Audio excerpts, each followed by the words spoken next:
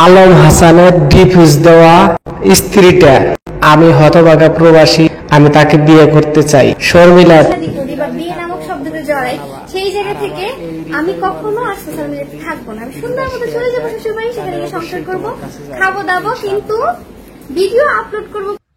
এক প্রবাসী ভাই শর্মিলাকে বিয়ে করতে চেয়েছে এবং সে বলেছে যে আমি আলম হাসানের ডিভোর্স দেওয়া স্ত্রী শর্মিলাকে বিয়ে করতে চাই যদি শর্মিলা রাজি থাকে। তো শর্মিলাও এদিক দিয়ে সেদিন সেটা দেখে, সেই ভিডিওটা দেখে শর্মিলা বলেছে যে আমাকে এক প্রবাসী ভাই বিয়ে করতে চায়, সেটা নিয়ে সে একটি ভিডিও পাবলিশ করছে। এবং শর্মিলা লাইভে এটাও বলেছে সে নাকি 5 বছর পরে বিয়ে করবে এবং যাকে বিয়ে করবে তার সাথে ভিডিও তৈরি করবে, কিন্তু তাকে সামনে নিয়ে আসবে না। সে সামনে আসবে কিন্তু তার স্বামীকে এই সোশ্যাল প্ল্যাটফর্মে নাকি সে নিয়ে আসবে না। তবে আমি সেই প্রবাসী ভাইয়ের সেই পরিচয়টা আপনাদেরকে বলবো, বা কী কারণে এই প্রবাসী ভাই এই কথা বলেছে তার সব কিছুই আমি এই ভিডিওতে জানাবো।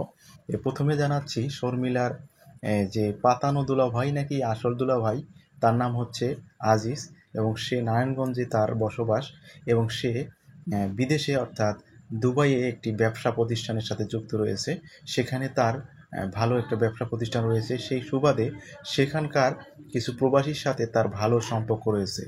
তো এই গ্রামের ছেলে আজিজ নামে একটি যে আমরা পেজ দেখতে পাই, বা আমরা যে পেজটা দেখতে পাই, সেই পেজের মধ্যে যে ভিডিওগুলো, সব ভিডিওগুলো কিন্তু শর্মিলাকে নিয়ে তৈরি করে তার বোন জামাতা। আমরা জানি না অরিজিনালি সে তার বোন জামাই কিনা, তবে মনে হয় বোন জামাই, কারণ আলম হাসানও বলেছিল যে তার বোন জামাই তাকে নিয়ে ভিডিও তৈরি করে। অর্থাৎ ওই আজিজ নামের যে ব্যক্তিটি, উনি হচ্ছে শর্মিলার দুলাভাই। ওই দুলাভাইয়ের পরিচিত হচ্ছে এই প্রবাসী ছেলেটি, এবং সেই ছেলেটি এই শুধুমাত্র ট্রেন্ডিংয়ে ওঠার জন্য, মানে তার ভিডিও যাতে ভাইরাল হয় এই জন্যই এই কথাটা ব্যবহার করেছে। মূলত কখনো সে এটা সাহস পাবে না, কারণ শর্মিলা অলরেডি দুইটা বিয়ে করেছে। তো এখন মাশাআল্লাহ সেই ছেলে যদি বিয়ে করতে চায়, সেটা এইভাবে কখনো সে বলবে না, সে গোপনে বলবে যে আমি তোমাকে বিয়ে করতে চাই। কেউ প্রকাশ্যে এই বিষয়টা আনবে না, কারণ কেউ কাউকে ভালো লাগলে প্রথমে সেটা এইভাবে না আগে মনের কথাটা সে গোপনে যাকে জানায়।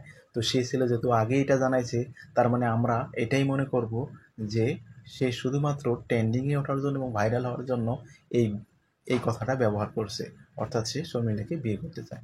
এটা এটা যদি এখন শর্মিলা মনে করে যে ছেলে তাকে বিয়ে করতে চায়, তো ধারণাটা পুরোটাই